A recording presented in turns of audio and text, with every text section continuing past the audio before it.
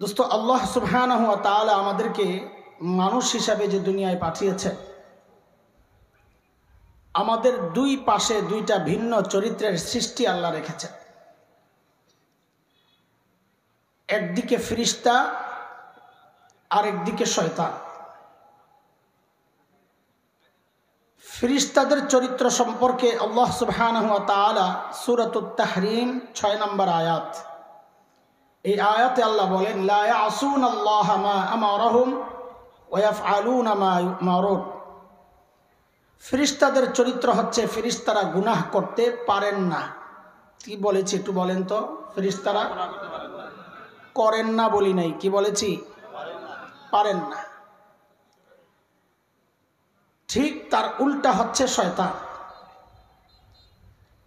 শয়তান ভালো কাজ করতে পারে না। এই যে ভিন্ন দুই চরিত্রের দুই সৃষ্টি, এই দুই চরিত্রের মিশেলে সংমিশ্রণে আল্লাহ আমাদেরকে মানুষ বানাইছেন। মানুষের মধ্যে ফেরেশতা গুণও আছে, মানুষ ভালো কাজ করে। আবার মানুষের মধ্যে শয়তানি গুণও আছে, মানুষ শয়তানিও কম করে না। এ সম্পর্কে আল্লাহ সুবহানাহু ওয়া তাআলা সূরা ওয়াশ-শামসি ওয়া দুহাহার মধ্যে 7, 8, 9 নম্বর আয়াত, 10 আয়াত আল্লাহ বলেন, ওয়ানাফসিন ওয়া মা সাওয়াহা فألهمها فجورها وتقواها قد أفلح من زكاها وقد خاب من دساها। আল্লাহ বলেন, আমি মানুষ বানাইছি, মানুষের মধ্যে ভালো মন্দ উভয়টাই করার ইচ্ছা শক্তি আমি তাকে দিয়েছি। মানুষের মধ্যে দুইটা গুণই আছে, ফেরেশতা গুণও আছে, শয়তানি গুণও আছে। আমাদের আলোচনাকে সাজানোর জন্যে, গুছিয়ে বলার জন্যে আজকে আমরা মানুষকে 3টা ভাগে ভাগ করতে চাই। বলেন, আমার সাথে কথা বলতে হবে। কয় ভাগ? 1 নম্বর হচ্ছে সর্বশ্রেষ্ঠ মানুষ যারা। কারা বলেন? সর্বশ্রেষ্ঠ মানুষ কারা? বলেন বলেন, জানেন না? নবী রাসূলগণ। মাশাআল্লাহ।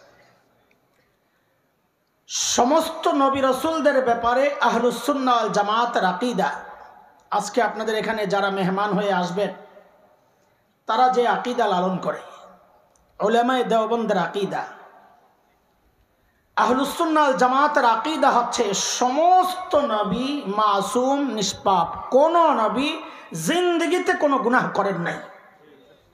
বলেন আমার সাথে, কোন নবী জিন্দেগিতে কোনো গুনাহ করেন নাই। কেন করেন নাই এটা আরেক বিষয়, এটা আলোচনার উদ্দেশ্য নাই, জন্য আমি এই বিষয়ে লম্বা কথা বলবো না। কেন করেন নাই? অনেক কারণের মধ্যে একটা ছোট্ট কারণ বলেই কথাকে আগায় নিচ্ছি। কারণ হচ্ছে সমস্ত নবী গুনাহ না করার অনেক কারণ আছে, এর মধ্যে গুরুত্বপূর্ণ যেই কারণ সেটা হচ্ছে সমস্ত নবীকে আল্লাহ নিজেই গুনাহ থেকে বাঁচাইয়া দিছে। আবার প্রশ্ন আসবে, আল্লাহ কেন বাঁচাইছে? এর জবাব আছে। সূরা হজ 17 নম্বর পারার একদম শেষ পৃষ্ঠা, ওখানে একটা বক্তব্য আছে আল্লাহর। আল্লাহ বলেন, আল্লাহু ইয়াসতাফি মিনাল মালাইকাতি রুসুলান ওয়া মিনান নাস। আল্লাহ বলেন, রসুল এটা আমার নির্বাচন।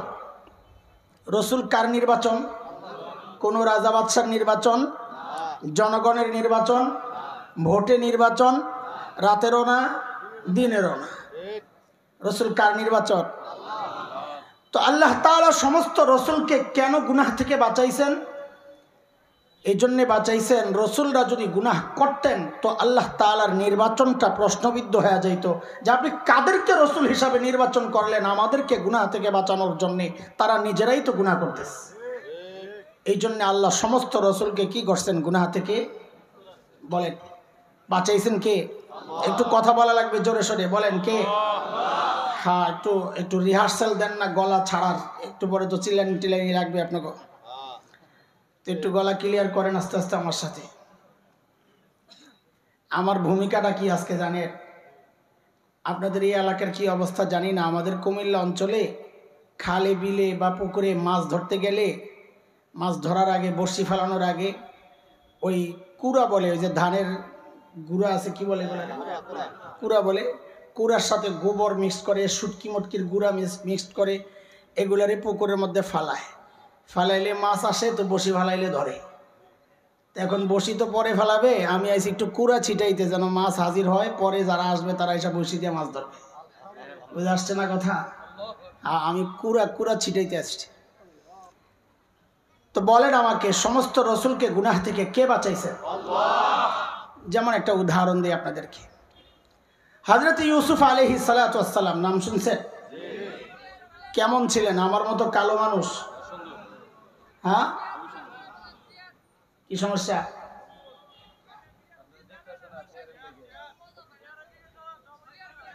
আহারে আস্তে আস্তে আস্তে, আপনারও তো আমি দেখতেছি, আপনি আমার দেন না স্যার, আমি তো দেখতেছি, তো আমি দেখলে উনি কেন দেখবে না? আহা থাক না, এখন লাড়ালাড়ি করলে ঝামেলা আছে। একটু পরে গোবো ক্যামেরা সরানো, সামনে হেরাগো আমরা দেখি না, বাধা একটা সামনেই থাকুক, তাহলে এ পর্যন্ত আর আসলো না আক্রমণটা। ঠিক আছে, আরে দেখে কি করবেন, ওই পিছনে দেখা যায়। শোনেন, খেয়াল করেন, কথা বলেন না, তাহলে আমাদের মনোযোগ নষ্ট হয়ে যাবে। হযরত ইউসুফ আলাইহিস সালাম কেমন ছিলেন? আমার মতো কালো? কেমন কেমন সুন্দর? আল্লাহ তাআলা দুনিয়ার সৃষ্টি থেকে এ পর্যন্ত এমন সুন্দর কোনো মানুষ বানান নাই, বানাবেনও না। তবে তবে আমাদের নবী আলাইহিস সালাম ছাড়া। আমাদের নবীর সৌন্দর্যের সাথে দুনিয়ার কোনো সৌন্দর্যের তুলনা হয় না, এটা বাদ, এটা হিসাব আলাদা। তো এত সুন্দর হযরত ইউসুফ, মিশরের মেয়েরা পাগল, বিশেষ করে মিশরের গভর্নরের বউ তো চরম পাগল, জুলাইখা। বারবার তাকে আহ্বান করেছে, হযরত ইউসুফ প্রত্যাখ্যান করেছে। একদিন জুলাইখা কি করছে, বান্দিরে দিয়া হযরত ইউসুফকে একদম ভিতরে খবর দিয়ে নিয়ে গেছে। ভিতরে কত ভেতরে? মুফাসসিররা বলেন 7 দরজা ভেতরে। তাহলে কত ভিতর? একদম ভেতর নিয়া বান্দিকে বলতেছে, দরজাগুলা লাগায়া তুমি বাহির হয়ে যাও। আচ্ছা বলেন তো এবার দরজা কোন দিক দিয়ে লাগাবে? বাইরের দিকে, কারণ ভিতরে লাগাইলে তো আর বান্দি বাইর হইতে পারবে না। এই যে কথাটা জিজ্ঞেস করছি না, এটারও পরে কাজে লাগাবো, এই জন্য জিজ্ঞেস করছি ইনশাআল্লাহ। তো বান্দি বাহির থেকে দরজাগুলো লাগাইতে লাগাইতে শেষ 7 নম্বর দরজা লাগায়া বান্দি চলে গেছে। এখন হযরত ইউসুফ পড়ছেন কি মুসিবতে, চারদিক বন্ধ। এই প্রসঙ্গটা আল্লাহ তাআলা কোরআন আল কারীমের সূরা ইউসুফ 23, 24, 25, 26 এই আয়াতগুলোতে আল্লাহ তাআলা এই বিষয়গুলো এনেছেন। আল্লাহ বলেন, وراودته التي هو في بيتها عن نفسه وغلقت الأبواب وقالت هيت لك قال معاذ الله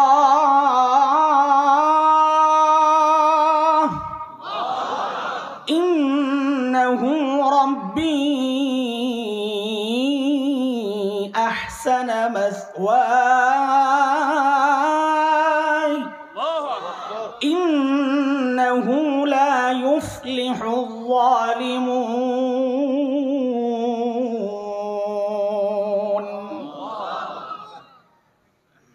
যেই হযরত ইউসুফকে ডাক দিছেন, হযরত ইউসুফ দিছেন এক চিৎকার, মাআযাল্লাহ, ও আল্লাহ আমারে বাঁচান। কার ডাক দিছেন? তো আল্লাহ তাআলা 24 নম্বর আয়াতে আল্লাহ বলতেছেন, কাযালিকা লিনাসরিফা আনহু সুআ ওয়াল ফাহশা। আমি ইউসুফকে বাঁচাইয়া দিচ্ছি। আমি তর্জমা করতেছি না, আমি শুধু মূল কথাটা বলতেছি যেন একটু আগায় না যায় কথা। তাহলে বলেন হযরত ইউসুফকে কে বাঁচাইছেন? হ্যাঁ, কিভাবে বাঁচাইছেন? 25 নম্বর আয়াত থেকে তার প্রক্রিয়া আল্লাহ নিজে বলতেছেন কিভাবে বাঁচাইছেন। আল্লাহ বলেন, ওয়াস্তাবাকাল বাব وقدت قميصه من دبر وألف يا سيدها لدى الباب মা জাযাউ মান আরাদা বিআহলিকা সুআ ইল্লা আন ইউসজান আও আযাবুন আলীম।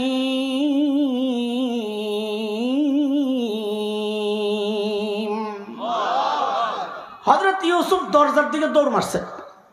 একটু খেয়াল করেন, হযরত ইউসুফ কি পাগল? নাউজুবিল্লাহ। তিনি দেখছেন না দরজা বন্ধ, কোন দিক দিয়ে জানো? এটা ওই আগে বলে আসছি, বাহির দিয়ে দরজা বন্ধ। যদি ভেতর দিয়েও বন্ধ থাকতো তাও তো দৌড়ের একটা কারণ বুঝতাম, যে যায়া তালা ধরে টানাটানি করবে, একটা সম্ভাবনা ছিল। কিন্তু দরজা তো বাহির দিয়ে বন্ধ। তাহলে হযরত ইউসুফ কেন দৌড় দিলেন দরজার দিকে? কি মনে করছেন আমাদের এখন বড় বড় মার্কেটগুলোতে ওই যে গ্লাস থাকে দুই পাশ থেকে, মানুষ গেলে আস্তে খুলে যায়, এরকম কোন সেন্সর মেশিন ফিট করা ছিল ওই দরজায়? তা হযরত ইউসুফ যে দৌড় মারলেন, বলে এটা নবী ওয়ালা ঈমান। হযরত ইউসুফ চিন্তা করেছেন, আমি যে আল্লাহকে ডাক দিয়েছি ওই আল্লাহ আমাকে একা ছাড়তে পারেন না। ওই বিশ্বাসে দৌড় মারছেন। যেই দৌড় মারছেন, জুলাইখা পেছন দিয়া থাবা মারছে। আচ্ছা, থাবা মারলে কোন দিক দিয়া মারবে? না সামনে দিয়া? থাবা মাইরা জামা ছিঁড়ছেন পেছন দিয়া। মনে রেখেন খালি কথাটা, পরে কাজে লাগাবো। জামা কোন দিক দিয়া ছিঁড়ছে? যেই দরজার সামনে গেছেন, দরজা খট করে খুলে গেছে। খুলছেন কে? হ্যাঁ, এই সবগুলো কথা একবারে জোড়া লাগবে, এখন খালি আমার সাথে বলতে থাকেন। দ্বিতীয় দরজার সামনে গেছে, ওইটাও খুলে গেছে। তৃতীয়, চতুর্থ, পঞ্চম, ষষ্ঠ, সপ্তম, একদম শেষ দরজা খট করে যখন খুলছে, যাই পড়ছে জুলাইখা নিজের স্বামী মিশরের গভর্নরের সামনে হাতে নাতে ধরা। যেই জামাইয়ের সামনে পড়ছে, বেটি জায়গায় একটা পোল্টি মারছে। পোল্টি বুঝে? জায়গায় ঘুরে গেছে আর কি। ঘুরে কি বলে? ক্বালাত মা জাযাউ মান আরাদা বিআহলিকা সুআ। আপনার স্ত্রীর সাথে যে অপকর্মের চেষ্টা করলো তার বিচার কি হওয়া উচিত? দেখছেন নি কারবার? দোষ করলো, নিজে চাপায়া দিতেছে আরেকজনের কান্দে, পুরাই হাসিনা স্টাইল। কথা ঠিক কিনা? আচ্ছা, এখন শাস্তি নিজেই কয়, ইল্লা ইউসজান কয়, হয় তারে আয়নাঘরে ঢুকাবে। কোন জায়গায়? আপনারা বলবেন তখন কি আয়নাঘর ছিল? যেটা ছিল এটা ওই যুগের আয়নাঘর। আও আযাবুন আলীম, অথবা নিয়ে কঠিন একটা পিটা লাগাইয়া দেন রিমান্ডে। কারণ রিমান্ডে নিলে যে আসামি না সেও স্বীকার করে পিটার ধরে, বিশেষ করে যদি বিশেষ এক দেশের পুলিশের হাতে যদি পড়ে আর কি। কোন দেশের? সব দেশের পুলিশকে খবর দেওয়া হয়েছে এক জায়গায় কতটা চৌকস পরীক্ষা করার জন্য। তো নিয়া পুলিশদেরকে এক জঙ্গলের মধ্যে ছেড়ে দেওয়া হয়েছে। এখানে অভিযোগকারী কে? হযরত ইউসুফ না জুলাইখা? কাজেই প্রমাণ কে দিবে? অথচ প্রমাণ চাওয়া হচ্ছে কার কাছে? লাইন ঠিক আছে না উল্টাইছে? কেন উল্টাইলো? কারণ তখন জুলাইখারা ক্ষমতায় থাকলে আর নিয়ম মানতে হয় না। ক্ষমতায় থাকলে আইন আদালত সব নিজের ইচ্ছা মতো চালান যায়। যে আসামি না তাকে আসামি বানান যায়। যে চোর ডাকাত বিদেশে টাকা পাচার করে তাকে মন্ত্রণালয় দেওয়া যায়। যে হাজার হাজার মানুষের হেদায়েতের কারণ হয়, যে কোরআনের পাখি হিসাবে মানুষের কাছে পরিচিত, তাকে রাজাকার বানায়া জেলখানায় ঢুকায়া ওই বিষ পুশ করে তাকে হত্যা করা যায়।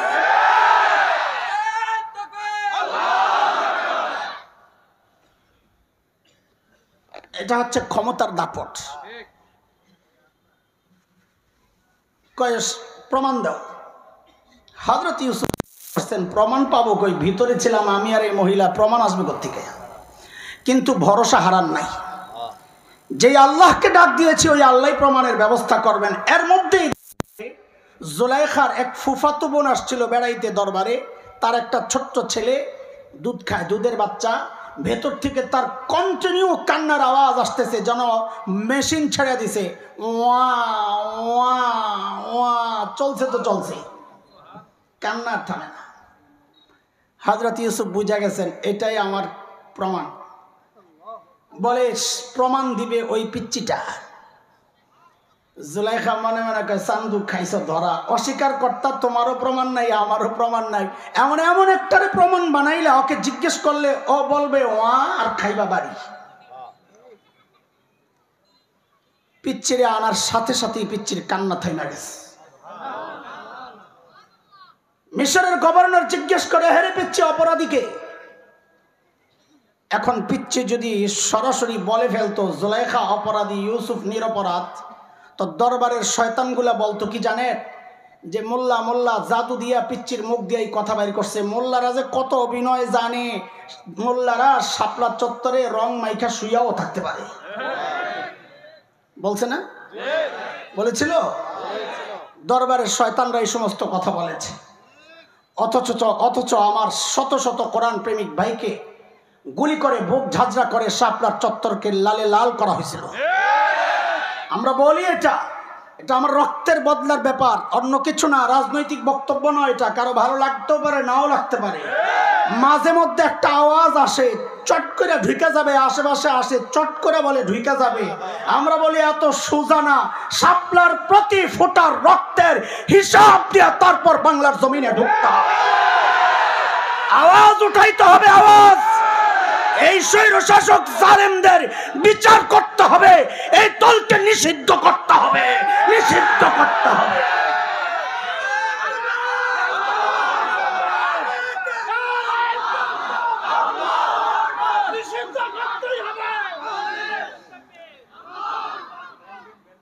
হযরত ইউসুফ আলাইহিস সালাম যখন প্রমাণ চাইলেন, এখন পিচ্চির মুখ দিয়ে আল্লাহ কথা এমন লাইনে বের করতেছেন, এখন আর এদিক ওদিক যাওয়ার কোনো রাস্তা নাই।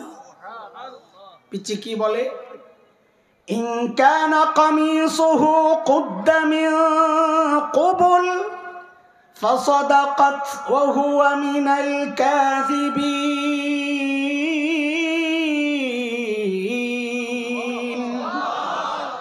ওয়া ইন কানা কামিসুহু কুদ্দা মিন দুবুর فكذبت وهو من الصادقين।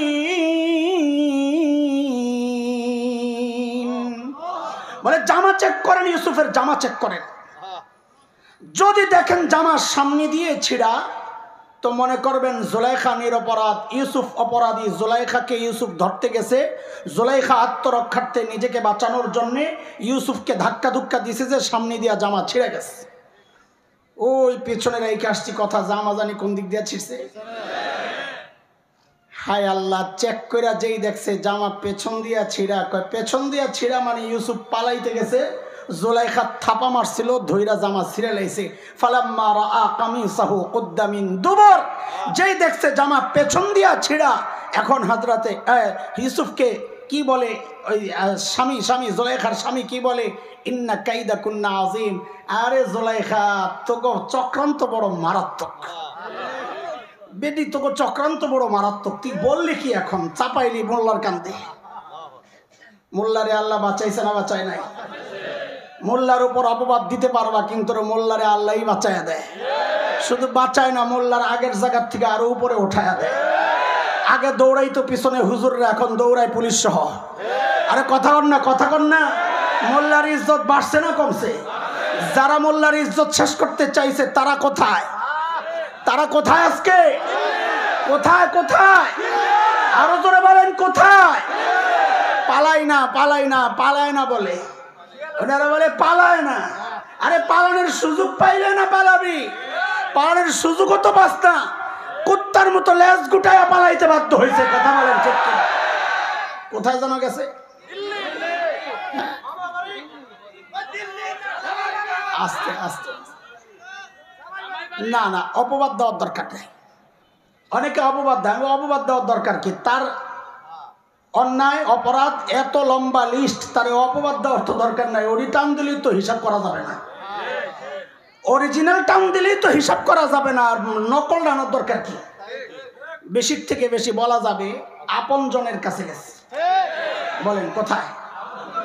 কারণ গত 16 বছর আমাদেরকে এই বিষ খাওয়ানোর চেষ্টা হয়েছে। ভারত আমাদের আপনজন, ভারত বলে আমাদের বন্ধু, কত কিছু দেয় আমাদেরকে, আলু দেয়, পেঁয়াজ দেয়, চিনি দেয়, গম দেয়, গরু দেয়, কত কিছু দেয়।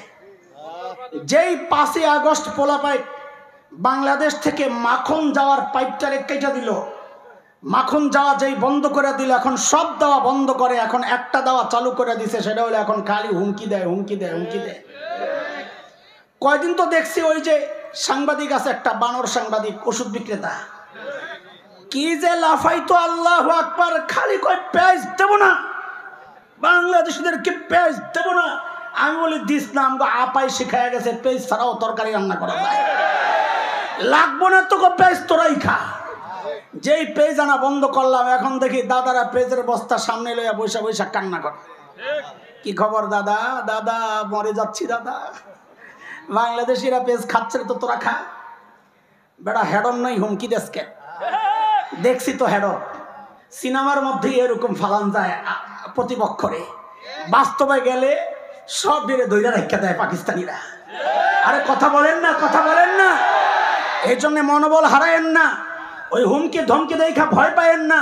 ওদের পুঁজি এটা, হুমকি ধমকি, কলিজায় পানি নাই, খালি একটু মেরুদণ্ড সোজা করে দাঁড়াইতে শিখে। ওই যে হুমকি দেয় না মাঝে মধ্যে, দেখেছি সীমান্তের কাছে এসে খালি ঢুকবে ঢুকবে ভাব।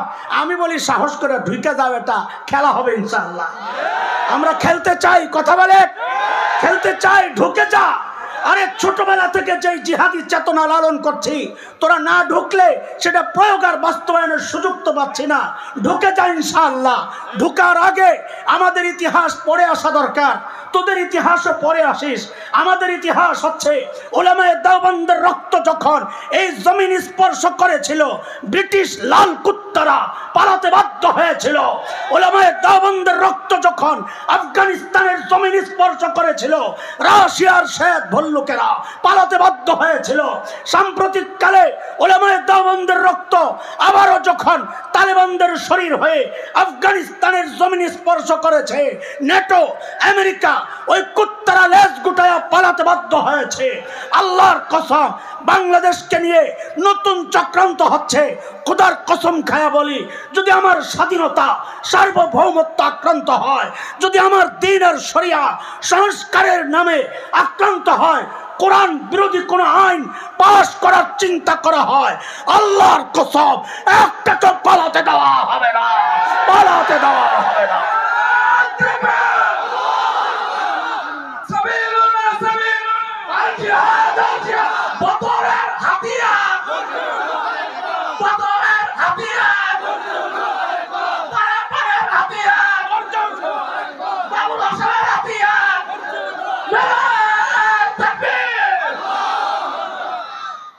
বলেন মানুষকে কয় ভাগ করছিলাম মনে আসেনি? পড়া কিন্তু ভুলা যাবে না, ছিলেন দিয়া কয় ভাগ? 1 নাম্বার, সমস্ত নবী আলাইহিস, সমস্ত নবী রাসূলগণ, তাদের ব্যাপারে আমাদের বিশ্বাস কি? তারা বলেন বলেন। মানুষের দ্বিতীয় শ্রেণী হচ্ছে হযরতে সাহাবায়ে কেরাম রিদওয়ানুল্লাহি আলাইহিম আজমাইন, আল্লাহর নবীর ঈমানদার সঙ্গীরা। সাহাবীদের ব্যাপারে আহলুস সুন্নাহ ওয়াল জামাতের আকীদা হচ্ছে সমস্ত সাহাবী নবীদের মতো নিষ্পাপ না, তবে সাহাবীরা মাগফুর, আল্লাহ কর্তৃক ক্ষমাপ্রাপ্ত, আল্লাহ তাদেরকে মাফ করে দিয়েছে। বলেন সাহাবীদেরকে আল্লাহ, এখন আল্লাহ কেন মাফ করছেন আল্লাহ জানেন। আল্লাহ বলেছেন কেন মাফ করছেন। সূরা হুজুরাত 3 নম্বর আয়াত। আল্লাহর বলার ধরনটা একটু জানেন, তাইলে আয়াতটা বুঝে আসবে। সেটা হচ্ছে আল্লাহ যেন বলেন, আরে তুমি যে মুত্তাকি, তোমার পাশের মানুষ স্বীকার করে না। জামাই মুত্তাকি, বউ স্বীকার করে না। আরে পিসাব করে জিজ্ঞেস করেন, বউ মুরিদ হয় না? চিনি আপনি কোন মার্কা পীর, আমার লগে বুজুর্গি দেখায় না। ছোট মোটো পীর থাকলে জিজ্ঞেস করেন, আচ্ছা আমারই জিজ্ঞেস করেন, আমারটাও হয় নাই। তুমি কোন মার্কা পীর আমার জানাস? এক পিসাব, বড় পিসাব, বউ খালি গেলি ঘরের মধ্যে, বউ খালি খালি কি পীর আল্লাহ আমারে দিল। আফসোস মহিলার, সারা জিন্দগি পীরের লগে ঝগড়া। একদিন সন্ধ্যায় পিসাব বাড়িতে আসছে, বউ দিছে এক চিৎকার, আহারে আল্লাহ কি এমন ভাবে আল্লাহ বলতেছে, মনে যেন ভিতরে আগুন জ্বলতেছে। আমার আজকে একটা দৃশ্য দেখে আমার কলিজাটা ছিঁড়ে গেছে। কি দৃশ্য দেখছো? আজকে দেখছি আমাদের বাড়ির সামনে দিয়ে এক পীর সাহেব উইরা উইরা যায়, আমারে খোদায় কোন পীর দিল, ওটা ল্যাংরায় ল্যাংরায় আরে। তো পীর সাহেব বলে, আরে পোড়া কপাল, আগে মনে করছিলাম তোর চোখটি নষ্ট, এখন দেখি দিলও নষ্ট। আগে মনে করছিলাম দিল নষ্ট, এখন দেখি চোখটিও নষ্ট। বলে কেন? বলে ওই যে উইরা উইরা যায় যে দেখছো, ভালো করে খেয়াল করো না, ওটা যে আমি আসিলাম। ওই পীর কে আসিল? এখন বউ কি বলে, আরে তাই তো বলি, দেখলাম যে ডানা একটা ভাঙ্গা। বউ স্বীকার করবে না জামাইয়ের বুজুর্গি। তা আল্লাহর বলার ধরনটা দেখেন, যে আমার নবী আমার নবীর সঙ্গীদেরকে তাকওয়া পড়াইছেন, শিখাইছেন। আপনারা বলেন, যিনি পড়ান ফাইনাল পরীক্ষা, বোর্ডের পরীক্ষা, তিনিই নেন না অন্যজন নেন? বলেন বলেন। যিনি পড়ান তিনিই নেন না আরেকজন? তা আল্লাহর বলার ঢংটা দেখেন কি চমৎকার, যে আমার নবীর সাহাবীদেরকে তাকওয়া পড়াইছেন, শিখাইছেন আমার নবী, কিন্তু তাদের পরীক্ষা নিছে আমি আল্লাহ। আর দেখেছি ওই পরীক্ষায় তারা পাস। এই জন্য আমি কোনো ভুল টুল হইলে মাফ করে দিস, কারণ দিল ঠিক আছে। কথা কার? আল্লাহ বলেন, উলাইকা আল্লাযীনা ইমতাহানাল্লাহু কুলুবাহুম লিত্তাকওয়া লাহুম মাগফিরাতুন ওয়া আজরুন আযীম।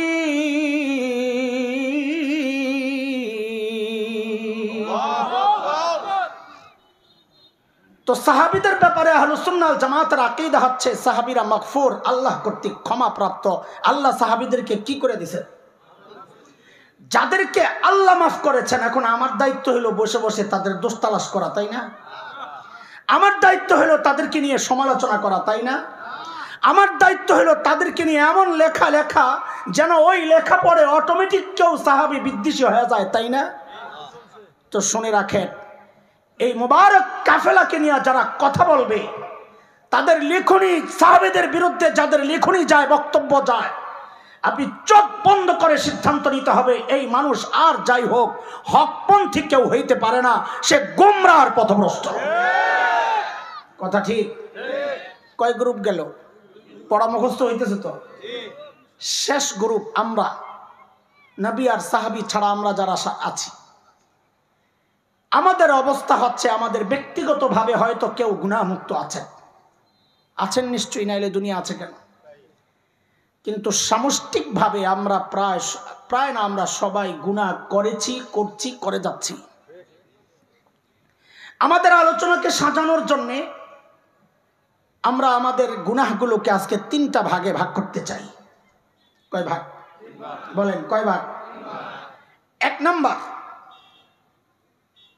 আমাদের বহু গুনাহ এমন আছে যেগুলোকে আল্লাহ তাআলা এমনি মাফ করে দেন। কে বলেছেন? আমি জিজ্ঞেস করব কে বলেছেন? আপনাদের তো দলিল দেওয়া লাগবে না, আপনারা খালি বলবেন আল্লাহ বলছেন, বাকিটা তো আমার কাজ, তো ডরান কেন? তো বলেন কে বলেছেন? আল্লাহ বলেন, ওয়ায়াফু আন কাসীর, বহুজনের বহু গুনাহ আমি এমনি মাফ করে দিই। আমাদের গুনাহগুলো কয় ভাগ? আমি কিন্তু আলোচনার বিষয়বস্তু এখনো ঠিক করি নাই, ভূমিকা চলতেছে, ভূমিকা। আমি বলে খালি ফাঁকি দেই আপনাকে, এই জন্য আজকে বইছি শক্ত মতো। এইবার দেখবো আমার ওঠা না আমি উঠি, আজকে দেখা যাবে।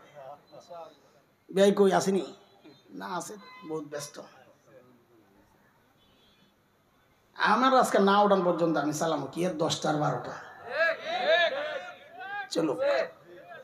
এর আগের বার বলে আমি ফাঁকি দিয়ে গেছি গা, এই সারা বছর আমারে জ্বালাইছে, আমি বলে ফাঁকি দিয়ে গেছি গা। আমি জানি না মাহফিল, আমারও কাছে খাওয়ার দাওয়াত, ভেজালটা কোন জায়গায় লাগছে দেখেন। বিয়ে আমার বাড়িতে একদিন খাবেন, ঠিক আছে খাবো।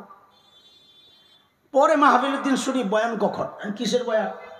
আজকে আমি কি আজকে বয়ান? আমার বয়ান হলো নবাবগঞ্জ। আমি জানি খাওয়ার দাওয়াত খাই আমি যাবো বয়ানে, এমন তো হ্যাঁ গো মাথা খারাপ, আমারও মাথা খারাপ। তো বুঝছি আসলে আমাদের খাওয়ার দাওয়াত এটা আমাকে কপালে নাই। আমি করে দাওয়াত খাওয়ানোর জন্য দেয়, এটা দেয় কিছু কথার লেগে, লগে খাওয়াই দেয় আর কি। এইবার বুঝে শুনিয়ে আসছি। তো আমাদের বহু গুনাহ আছে যেগুলো আল্লাহ এমনি মাফ করে দেন। আমাদের গুনার দ্বিতীয় প্রকার হচ্ছে যেগুলো আল্লাহ তাআলা আমাদের নেক আমলের দ্বারা মিটায়া দেন। কার কথা? আল্লাহ বলেন, ইন্নাল হাসানাত ইউযহিবনাস সাইয়্যাত। বহু গুনাহ আল্লাহ নেক আমলের দ্বারা মিটায়া দেন। যেমন আপনাদেরকে একটা হাদিস শোনাই আমি। নবী আলাইহিস সালাতু ওয়াস সালাম বলে, কেউ দুরূদ শরীফ পড়ল না, ইয়া নবী সালামু আলাইকা বলে টান না মারলে আপনাকে তাল আসে না। না এলাকায় নাই মাশাআল্লাহ, তো এমনি পড়লেন তো না, বলেন সাল্লাল্লাহু আলাইহি ওয়াসাল্লাম। নবী আলাইহিস সালাতু ওয়াস সালাম বলেন, মান হাজ্জা লিল্লাহ ফালাম ইয়ারফাস ওয়া লাম ইয়াফসুক রাজাআ কায়াউমিন ওয়ালাদাতহু উম্মুহু। আল্লাহর নবী বলেন, কেউ যদি আল্লাহর জন্য হজ করে, কার জন্য? আরো জোরে বলে, আরো জোরে বলে। এই হজ কার জন্য করে? হজ কার জন্য করে? তো হজ তো করে আল্লাহর জন্য। তাইলে নবী এটা বলার দরকার কি, কেউ যদি আল্লাহর জন্য হজ করেন? তো বোঝা গেল ঝামেলা আছে। কিছু লোক পাওয়া যাবে যারা আল্লাহর জন্য হজ করে না। বলে তারা কারা? বলে তারা আপনার সমাজে অভাব নাই। বলে দুই চারজন দেখান তো দেখেন। হজের আগেও দাড়ি কাটতো, হজের পরেও দাড়ি কাটে। হজের আগেও ঘুষ খাইতো, হজের পরেও ঘুষ খায়। হজের আগেও সুদ খাইতো, হজের পরেও সুদ খায়। হজের আগেও দুর্নীতি করতো, হজের পরেও দুর্নীতি করে। হজের আগেও সন্ত্রাস করতো, হজের পরেও সন্ত্রাস করে। আছে না নাই? হজের দ্বারা পার্থক্য কি হয়েছে? চরিত্রের পার্থক্য হয় নাই, নামের পার্থক্য হয়েছে। হজের আগে আসিল সুদখোর, হজের পরে আলহাজ সুদখোর। কথা ঠিক? হজের আগে আসিল ঘুষখোর, হজের পরে আলহাজ ঘুষখোর। হজের আগে আসিল সন্ত্রাসী, হজের পরে হাজি ছিলেন। একবারে উদাহরণ সহ মাইরা দিলাম আর কি। হজের দ্বারা চরিত্র চেঞ্জ হয় নাই, নাম চেঞ্জ হয়েছে। অথচ নবী আলাইহিস সালাম বলেন, হজটা যদি আল্লাহর জন্য হইতো, আর ওই হজটা যদি গুনাহমুক্ত থাকতো, তাইলে ওই হজটা আল্লাহর কাছে এত দামি হয়ে যাইত। নবী বলেন, ওই ব্যক্তি যদি হজ করার পর যখন বাড়িতে আসতো, ওই হজের দ্বারা, নেক আমলের দ্বারা তার গুনাহগুলো আল্লাহ এমন ভাবে মিটাইয়া দিবে যেন আজকেই তার মা তাকে জন্ম দিলেন। এমন নিষ্পাপ আল্লাহ বানায়া দেন একজন হাজিকে। সুবহানাল্লাহ। আমাদের হজের ফজিলত বয়ান করা আমার উদ্দেশ্য না। আমি যেটা বুঝাইতে চাইছি, নেক আমলের দ্বারা গুনাহ মিটে কি মিটে না? বলেন না, মিটে কি মিটে না? মিটে। তাহলে আমাদের গুনাহগুলো কয় রকম বললাম? একরকম গুনাহ যেগুলো আল্লাহ এমনি, দ্বিতীয় গুনাহ দুই রকম, দ্বিতীয় রকমের গুনাহ যেগুলো আল্লাহ আমার নেক আমলের দ্বারা, তৃতীয় নম্বর গুনাহ আমাদের গুনার যে প্রকারটা, ধরনটা, আমরা একটা পড়া মুখস্থ জানি সবাই। আমি অর্ধেক বলি, দেখবেন বাকি অর্ধেক আপনারা নিজেরাই বলতে পারবেন। আল্লাহ তাআলা ছাড় দেন, দেখছেন? আল্লাহ ছাড় দেন। আমাদের বহু গুনাহ এমন আছে যেগুলোকে আল্লাহ ছাড় দেন কিন্তু ছেড়ে দিবেন না। কি সেই গুনাহ? সেই গুনাহ অনেক আছে। যেমন জুলুম একটা গুনাহ, আল্লাহ ছাড় দেন কিন্তু ছেড়ে দেন না। নমরুদ জুলুম করেছে, আল্লাহ ছাড় দিয়েছেন কিন্তু ছেড়েও দিয়েছেন। বলেন কি করছে? জুতা দিয়া মারছে। এটা হলো পারফেক্ট কথা। সবাই খালি কয় ল্যাংরা মশা দিয়া মারছে। আরে ভাই, ল্যাংরা মশা একটা আমার আপনার নাকি দিয়া ঢুইকা দেমাগে যাইয়া আমার আপনার মৃত্যুর কারণ হইতে পারে। তো আমি আর নমরুদ কি একরকম হয়ে গেলাম?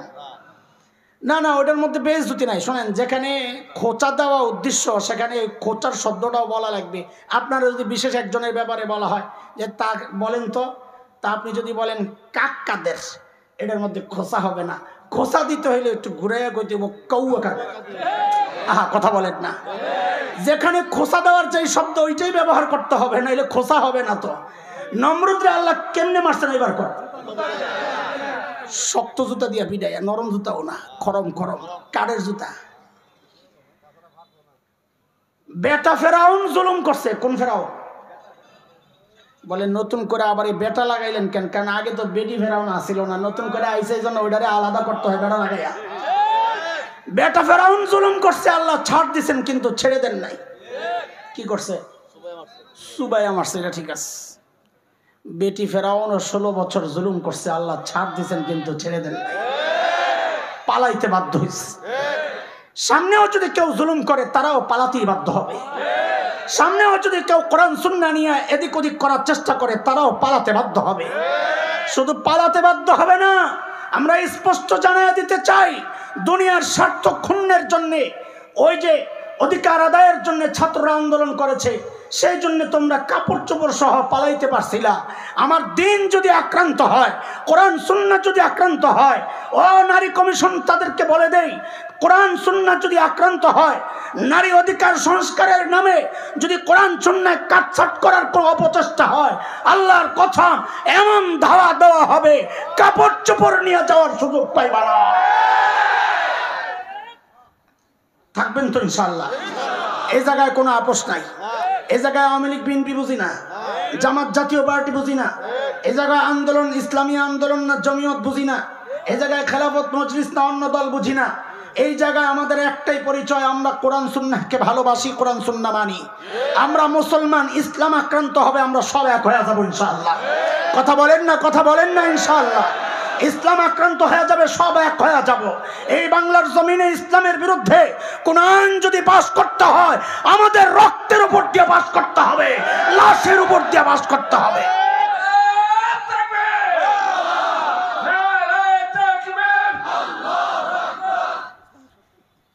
ঠিক আছে, ঠিক আছে, ঠিক আছে, কিন্তু ওই জুলুম নিয়ে আজকে আমার আলোচনা মাকসাদ না। আমি আজকে এমন একটা গুনাহ নিয়ে কথা বলতে চাই, যে গুনাহ সম্পর্কে আল্লাহ নিজে একটা আইডিয়া দিয়েছেন, এই জাতীয় গুনাহ আমি ছাড় দিলেও ছেড়ে দিব না। সেই গুনাহটা কি? আমি কোরআন আল কারীমের শুরুতে সূরা বাকারার যে আয়াতটা পড়েছি, ওই আয়াতে আল্লাহ গুনার একটা ধাঁচ আল্লাহ আমাদের সামনে পেশ করেছেন। আল্লাহ বলেন, বালা মান কাসাবা সাইয়্যাতান ওয়া আহাতাত বিহি খাতিআতুহু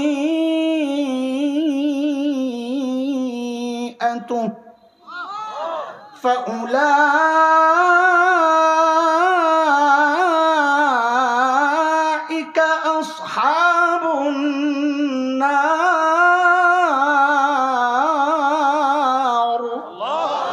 হুম ফিহা খালিদুন।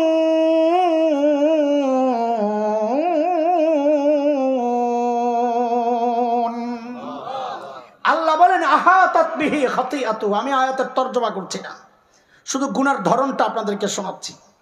আল্লাহ বলেন আহাতাত বিহি খাতিআতু, যে গুনাহ বান্দাকে ঘিরে নেয়। খেয়াল করেন, যে গুনাহ বান্দাকে ঘিরে নেয়, মুফাসসিররা ব্যাখ্যায় বলেন মানে কি? মানে হচ্ছে যে গুনায় বান্দা ফেঁসে যায়, ছাড়তে পারে না, নিয়মিত করে। যে গুনায় বান্দা ফেঁসে যায়, ছাড়তে পারে না, নিয়মিত করে। কি সেই গুনাহ? অদস্ত খেয়াল করেন, কি সেই গুনাহ? আরে সেটা আপনার একটা হইতে পারে, আমার আরেকটা হইতে পারে। কেউ আছে মিথ্যা নিয়মিত বলে, ছাড়তে পারে না। কেউ আছে সুদ খায়, নিয়মিত খায়, ছাড়তে পারে না। কেউ আছে বেপরদায় চলে, নিয়মিত চলে, ছাড়তে পারে না। কিন্তু আমরা এই সমাজ নিয়ে ভাবি, এই সমাজের অসঙ্গতিগুলো শুধরানোর চেষ্টা করি, নিজেও বেঁচে থাকতে চেষ্টা করি। এই সমাজের দিকে তাকায় আমরা যেটা বুঝেছি, মাশাআল্লাহ, আচ্ছা এখানে চলে আসবেন না, মানে মাহফিলে চলে আসবেন না, বাসায় যাবেন? বাসায় যাবেন। মাশাআল্লাহ, বলেন আলহামদুলিল্লাহ। আমাদের নেতা, আমাদের ভাই, আমাদের বন্ধু আল্লামা মামুনুল হক হাফিজাহুল্লাহ, তিনি আপনাদের এলাকায় চলে আসছেন। না আলহামদুলিল্লাহ বললেন না, বাড়ি যায় বললেন। থাক, কষ্ট হইতেছেন আপনাকে গরমে দিয়া? না থাক থাক, আহা কি দরকার ছিল, কি দরকার ছিল? আল্লাহ, এই ব্যাটারে এই মুহূর্তে পাওয়া কত কঠিন। আপনারা তো টের পান না, বাড়িতে একজন বেয়াই বসায় রাখছেন এই এলাকায়, এমন ভাবে ধরে আমরা মানা করতে পারি না। দাওয়াত দেয় খাওয়ানের, মনে আছে না কাহিনী? যোগ্য বেয়াই পাইছেন, সবগুলারে বাইন্দা লই। আল্লাহ আল্লাহ আমার বেয়ারে কবুল করেন। মাইয়া দিছি তো বিপদে আছি, কি করবো কন? আমরা আরেক দোস্তের মেয়ে, তা আমাদেরও মেয়ে। তো যাই হোক, আল্লাহ তাআলা বলতেছেন যে গুনাহ বান্দাকে ঘিরে নেয়। বলছিলাম এই সমাজের দিকে তাকায় আমরা বের করেছি যে এমন 5টা গুনাহ আছে যে এই গুনার মধ্যে এই সমাজের বহু মানুষ জড়ায়া ছাড়তে পারে না। আমি একটা একটা বলবো, আর একটু খোঁচা দেওয়ার জন্য আস্তে করে বলবো, পারলে অস্বীকার করেন তো। এর মধ্যে 1 নম্বর, কয় গুনাহ বলছি? কয়টা বলেন তাড়াতাড়ি। 1 নম্বর হচ্ছে এমন একটা গুনাহ যে গুনার মধ্যে এই আমার মতো এমন কোন সূরত ওয়ালাও জড়িত, আপনাদের মতো সাধারণ মানুষও জড়িত, কোন পীর জড়িত, কোন মুরিদও জড়িত, কোন খতিব জড়িত, মুসল্লিও জড়িত, আরে মুহাদ্দিস মুফতিও জড়িত, সাধারণ মানুষও জড়িত, জওয়ানও জড়িত, বুড়াও জড়িত, নারীও জড়িত, পুরুষও জড়িত। সমাজের বিশাল শ্রেণী যেই গুনার মধ্যে জড়িত, সেই গুনাহটার নাম হচ্ছে গীবতের গুনাহ। পারলে অস্বীকার কর। 2 জন বসলেই বাস কাম সারছে, তৃতীয় আরেকজনের বদনাম শুরু হয়ে যায়। কথা কি ঠিক? কয়টা গুনাহ বলবো? 1 নম্বর গুনাহ বলেন। 1 নম্বর গুনাহ গীবতের গুনাহ। হ্যাঁ, তাকায়েন না, ওটা হলো হুন্ডার বহরটা যেটা আনছিল ওনাদেরকে, ওটা পাস করতেছে, গাড়ি চলে গেছে ভিতরে, খামাকা ওই পিছনের দিকে তাকায় ধোকা খায়েন না। সুবহানাল্লাহ। ব্যবসার তো ভালো লাগে না। কিরে তোরা রেডি করছিস কি জন্যে? তোরা হুন্ডার আওয়াজ দিস না, মানুষ খালি পিছনের দিকে তাকায়, আমার বয়ান নষ্ট হয়। আল্লাহ ঠিক আছে, তো তাকবীর দেন, লিল্লাহি তাকবীর। এত আস্তে তাকবীর দিয়ে জিহাদ করা যাবে না। লিল্লাহি তাকবীর। আল্লামা মামুনুল হক সাহেবের আগমন, আল্লামা খালিদ সাইফুল্লাহ আইয়ুবীর আগমন, মাশাআল্লাহ, আল্লাহ কবুল করেন। 1 নম্বর গুনাহটার নাম বলেছি, বলে। 2 নম্বর যে গুনার মধ্যে আগের যাদের কথা বলেছি, হুজুর, সাধারণ মানুষ, মুফতি, মুরিদ, মুহাদ্দিস, সব, এর সাথে সাথে ছোট্ট ছোট্ট বাচ্চা যাদের গুনাহ করার বয়স হয় নাই, এমন একটা গুনাহ সমাজে ছড়ায় আছে, ওই বাচ্চারাও জড়ায় গেছে সেই গুনাহ। সেই গুনাহটার নাম হচ্ছে টাচ মোবাইলের গুনাহ। পারলে অস্বীকার করেন। আমরা এই গুনাহ থেকে বের হতে পারছি না। কয়টা গেল বলেন, তাড়াতাড়ি বলেন। কয়টা? মোট কয় গুনাহ? 3 আর 4। এই সমাজের অধিকাংশ পুরুষ এই 2টা গুনায় জড়িত। 1 নম্বর হচ্ছে এই সমাজের অধিকাংশ পুরুষ দাড়ি কাটার গুনায় জড়িত। আপনি এই মজলিস দেখলে বুঝবেন না তো। আপনি হাটে যান, ঘাটে যান, বাজারে যান, কলেজ ইউনিভার্সিটিতে যান, দেখেন যায়া অধিকাংশ মানুষ দাড়ি কাটার গুনায় জড়িত। কয়টা গেল? 4 নাম্বার, এই সমাজের অধিকাংশ পুরুষ টাকনুর নিচে কাপড় পরার গুনায় জড়িত। পারলে অস্বীকার করে? যা দেখেন, রাস্তায় দাঁড়ায় দেখেন। কয় গুনাহ গেল? 5 নাম্বারটা বললে অনেকে নিতে পারবেন না, বিশেষ করে আমার মা বোনরা তো আমার উপর খেপেই যাবে। কে খেপলো, কে খুশি হইলো, ওই চিন্তা করে তো দিনের কথা বলা যাবে না। দিনের কথা বলতে হবে শুধু কাকে খুশি করার জন্য। আরো চিৎকার করে বলেন, কাকে? সেই জন্য বলছি 5 নাম্বার গুনাহ, এই সমাজের অধিকাংশ পর্দানশীল নারী যে গুনায় জড়িত। যারা বেপর্দায় চলে তাদের হিসাব বাদ, পর্দায় চলে অধিকাংশ পর্দানশীল নারী যে গুনায় জড়িত, বোরকা পরেও গুনায় জড়িত। বলে মানে কি? বলে বুঝে।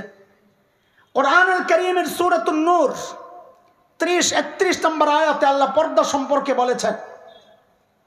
30 নম্বর আয়াতে আল্লাহ পুরুষের পর্দা সম্পর্কে বলেছেন। 31 নম্বর আয়াতে নারীদের পর্দা সম্পর্কে বলতে গিয়ে আল্লাহ বলেন, ওয়ালা ইউবদিনা যিনাতাহুন্না, মেয়েরা যেন তাদের সৌন্দর্য প্রকাশ না করে। মুহাক্কিক আলেমরা বলেন পর্দার মূল পয়েন্টই যেন এটা, সৌন্দর্য গোপন করা। কিন্তু কাজী কেউ যদি ছালার চটকায় দিয়ে নিজের সৌন্দর্য গোপন করে তো ইসলাম বলবে সে শরিয়া অনুযায়ী পর্দা করেছে। কেউ যদি ঘরের কাঁথামোড়ো দিয়ে পর্দা করে তো ইসলাম বলবে সে শরিয়া অনুযায়ী পর্দা করেছে।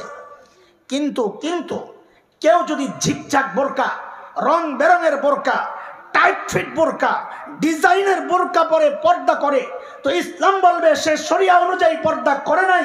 কেন? শরীয়তের পর্দার উদ্দেশ্য হচ্ছে সৌন্দর্য গোপন করা। দুঃখজনক হলেও সত্য, আজকালকার অধিকাংশ বোরকা দিয়া সৌন্দর্য গোপন হয় না, বরং সৌন্দর্য ওপেন হয়, প্রকাশ পায়। কথা ঠিক কিনা বলেন? রাগ করবেন, রাগ করেন না। ঢিলে ঢালা বোরকা পরা আলেমদের স্ত্রীরা, দাওয়াত তাবলীগের পুরাতন সাথীদের বিবিরা, সন্তানরা কি বোরকা পরে দেখেন, ওগুলো দেখা পরে ইনশাআল্লাহ ঠকবেন না, দুনিয়ায়ও ঠকবেন না, আখিরাতেও ঠকবেন না ইনশাআল্লাহ। কয়টা গুনার কথা বললাম, তাড়াতাড়ি বলেন। এই গুনাহগুলোর মূল বিষয় বলাও আমার আসল উদ্দেশ্য না। উদ্দেশ্য হচ্ছে একটা দুঃখের কথা বলা। সেটা কি জানেন? এই যে 5টা গুনার কথা বললাম, বলেন তো আমাকে আবার মুখস্থ শোনান। 1 নাম্বার, 2 টাচ মোবাইল, মোবাইল না, বলেন টাচ মোবাইল। 3 দাড়ি কাটার গুনাহ। 4 টাকুর নিচে কাপড়। 5 ফ্যাশনের বোরকা। এই যে গুনাহগুলোর কথা বললাম না, এক চরম বাস্তব কথা হচ্ছে এই গুনাহগুলোতে আমরা যারা জড়িত আছি অধিকাংশই এই গুনাহগুলোর গুনাহই মনে করে না। আপনি বলবেন হুজুর গুনারে গুনাহ মনে করেন, এর কোনো কথা? তো আপনি একটা উদাহরণ শুনেন, দলিল নেন, দলিল প্রমাণ নেন। প্রমাণ ছাড়া তো কথা কেন বলবো আপনাদেরকে? আপনাদের পাশের জেলা টাঙ্গাইল, টাঙ্গাইলের এক এমপি ছিল একটু নাট বল্টু ঢিলা, আব্দুল লতিফ। না, শ্রোতারা বড় স্মার্ট মাশাআল্লাহ। ওই আল্লাহর বান্দা কিছুদিন আগে দেখছি এক মাহফিলে গেছে। নেতারা তো মাহফিল দেখলে হুশ থাকে না, একটু বয়ান করতে পারলে ওনারা মনে করে যে কিছু একটা হয়েছি। পাবলিক উঠে যায় না, তাকে বয়ানের সময় বয়ান ছাড়ে না। আমি কি রে, শরম লাগে না? পরে বুঝছি না শরম লাগে না। কেন লাগে না? অচিন্তা করে আমি ডাকলে মানুষ যা ওড়ার উড়ুক, আমি ডাকলে তো এগুলাও পাই না, তা আমার লস নাই, যা থাকে আলহামদুলিল্লাহ। তো ওই আব্দুল লতিফ সিদ্দিকী আসছে এক মাহফিলে, কতটা অসামাজিক, টুপি টাপি ছাড়া একটা নর্মাল টি শার্ট পরে আয়া বসছে। আয়সা বক্তার চেয়ারেই বসছে। গুনারে যে গুনাহ মনে করে না তার প্রমাণ দিতেছি। বক্তার চেয়ারে বসে সে ওয়াজ করতেছে। কি বয়ান দিছে জানেন? আপনারা হুজুররা যে বলেন না, দোয়া করেন না, আমি কিন্তু আমিন বলি না। কি বলে না? আমি ভাবলাম কি হুজুরের চেহারা পছন্দ হয় না, নাকি আমার দোস্ত মাওলানা আইয়ুবী সাহেবের চেহারা তো সুন্দর, তা আমিন কেন বলে না? তাই নিজেই বিবরণ দিচ্ছে, বর্ণনা দিচ্ছে কেন আমিন বলে না। এর জবাব শুনি নাই তো আমি লাফায় উঠছি খুশিতে। আমি তো আমার প্রমাণ পেয়ে গেছি, আমি তো প্রমাণ খুঁজি রাস্তাঘাটে। সে বলে কি আমি কেন আমিন বলি না? আপনারা বাচ্চাদেরকে শেখান গুনাহ করলে আল্লাহর কাছে মাফ চাইতে। আমার জিন্দেগিতে আমি কোনো পাপ করি নাই। আমি কে দেখছো কারবার? দাড়ি কাটা বেড়াই বলে জিন্দেগিতে কোনো পাপ করে নাই। তার মানে কি সে পাপকে পাপ মনে করতেছে না, গুনারে গুনাহ মনে করতেছে না। কথা ঠিক কিনা বলে? এটা হচ্ছে গুনাহ করার চেয়ে ভয়ঙ্কর দিক। খুব খেয়াল করেন, সূক্ষ্ম ব্যাপার। গুনাহ করা নিশ্চয় একটা অপরাধ, কিন্তু মনে রাখবেন গুনাহকে গুনাহ মনে না করা এটা গুনার চেয়ে আরো বড় অপরাধ। কেন আমি জানি না, আমি কেন শেষ করতে পারবো কিনা, তবে বলতে থাকি। কি বলে? গুনারে গুনাহ মনে না করা কেন গুনাহ করার চেয়ে বড় অপরাধ, এটা একটু শুনেন মন দিয়া, কাজে লাগবে ইনশাআল্লাহ। শয়তানকে আল্লাহ যখন বিতাড়িত করছিলেন, বাইরে তুই, তখন শয়তান আল্লাহর কাছ থেকে কিছু আরজি করে মঞ্জুর করাইছিল, জানেন তো? যে আল্লাহ বাগাইয়া দিবেন, কিছু দেন। এটা একটু বুঝেন বিষয়টা, তাহলে আরো সুন্দর লাগবে, মজা লাগবে। 3-4 বছর আগের কথা, আমি ছিলাম মদিনায়, হজের সফর। তো আমরা মদিনায় গেলে, মদিনা ইউনিভার্সিটিতে বাংলাদেশের যে ছাত্ররা আছে, আমাদের ছেলেপেলেরাও আছে, ওরা আয়সা দেখা সাক্ষাৎ করে, আমরা খোঁজখবর নেই। তো একদিন 4-5টা আয়সা খুব হাসতেছে, হুজুর আজকে একটা মারাত্মক ঘটনা ঘটছে। কি হয়েছে? বলে মদিনার পুলিশ আমাদের হজ মিশনে ফোন দিছে যে আপনাদের এক হাজি সাহেব ধরা পড়ছে, নিয়ে যান। কি হাজি সাহেব ধরা পড়ছে? অপরাধ কি? বলে ভিক্ষা করে। হাজি সাহেব কি করে? তো ইউনিভার্সিটির ছেলেদেরকে পাঠাইছে, যাও পুলিশ থেকে ওদেরকে নিয়ে আসো। বলে হুজুর যায়া দেখি 2 হাত কাটা এক ভদ্রলোক বসে রয়েছে, তার চেহারার মধ্যে সে যে একটা অপরাধ করছে এই অপরাধ বোধ, অনুশোচনা কিচ্ছু নাই, অনুতপ্ত না, সে বসে রয়েছে। তো আমরা ভাবলাম ঠিক আছে আগে নিয়ে যাই, পরে যা হওয়ার হবে। তো আনতে আনতে রাস্তায় জিজ্ঞেস করতেছি হাত কাটা কেন? তো বলে হুজুর ছিলাম তো ডাকাত, ধরা পড়া গণপিটুনি খায়া হাত দুইটা হারাইছি। বলে হুজুর ও এমন ভাবে বলতেছে বিষয়টা মনে হয় যেন ডাকাতি কোনো অপরাধ না, একটা সম্মানজনক পেশা। অফিসে আনলাম, কর্মকর্তাদের সিদ্ধান্ত তাকে হজ করতে দেওয়া হবে না, দেশে ফেরত পাঠানো হবে, রিটার্ন টিকিট আনা হচ্ছে। সে বুঝছে যে আমার দেশে পাঠিয়ে দিব। সে বলে হঠাৎ করে জিজ্ঞেস করে, আপনারা যে আমার দেশে পাঠিয়ে দিবেন খালি হাতে দিবেন না, আমার কিছু দিবেন টিবেন না? দেখছেন নি কারবার। আমি এই গল্প শোনার সাথে সাথে ইবলিসের কথা মনে পড়ছে। ঠিক ইবলিসের কাহিনীটা এমনই ছিল।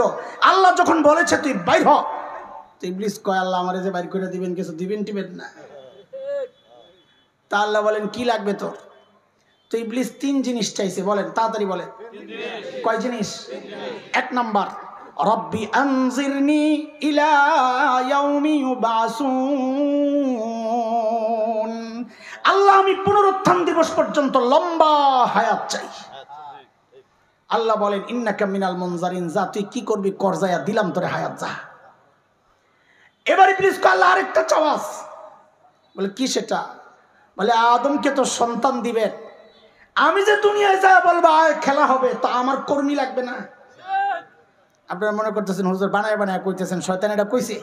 শব্দ এটা বলে নাই, বিষয়টা বলেছে। আপনি বিশ্বাস না করলে কোরআন খোলেন, সূরা আরাফ 16 নম্বর আয়াত পড়েন। শয়তান বলেছে ক্বালা ফাবিমা আগওয়াইতানি লাআকুদান্না লাহুম সিরাতাকাল মুস্তাকিম, যাদের কারণে আমারে তাড়াইছেন আমি কিন্তু এগরে আইতে দেব না, এগরে রাস্তা আটকে দেব, খেলা হবে। তো আল্লাহ বলে যা তোরেও সন্তান দিব, তোরও সন্তান হবে, যা। শয়তানকে আল্লাহ শেষ একটা বলে কি, এই যা দিবেন বাহিনী, আমি এই তো বাহিনী দিয়ে চক্রান্ত করব, একটু ভিতরে ঢুইকা চক্রান্ত করতে চাই। বলে কি চাস? বলে আপনার বান্দার রগে রগে ঘোরার অধিকার আমারে দেন। তো আল্লাহ বলেন যা, ওইটাও দিলাম। তো নবী আলাইহিস সালাম বলেন ইন্নাশ শাইতান ইয়াজরি মিনাল ইনসান মাজরাদ দাম, শয়তান মানুষের রক্তের রেশায় রেশায় দৌড়ায়। কয় সুযোগ পাইছে? শয়তান মহা খুশি। শয়তান খুশি হলে কি হবে? আমাদের বাবা আদম আলাইহিস সালাম তো বসে বসে কান্না করতেছেন, হায় আমার সন্তানের কি হবে। বাবার চিন্তা, আল্লাহ আমার সন্তানের কি হবে, আমাকেও কিছু সুযোগ সুবিধা দেন। তা আল্লাহ বলেন জান আপনি টেনশন করেন না, আপনার সন্তানকে আমি ফেরেশতা দিয়া ব্রেকেট দিয়া নিরাপত্তা দিয়া দিব, যেন শয়তান কাছে যাইতে না পারে। সূরা রাদে আসছে, লাহু মুআক্কিবাতুন মিন বাইনি ইয়াদাইহি ওয়া মিন খালফিহি ইয়াহফাযুনাহু মিন আমরিল্লাহ।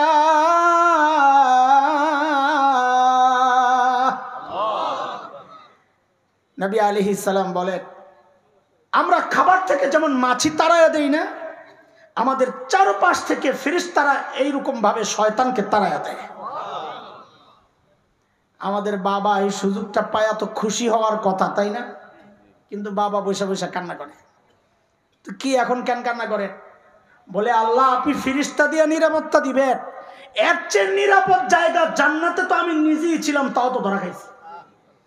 অত কাছে যায় ধোকা দেয় না, অত দূর থেকে রিমোট কন্ট্রোল দিয়ে খালি চ্যানেল পাল্টায় শয়তান, অসওয়াসা দেয় আর কি। তো কি চান? আরেকটা সুযোগ দেন।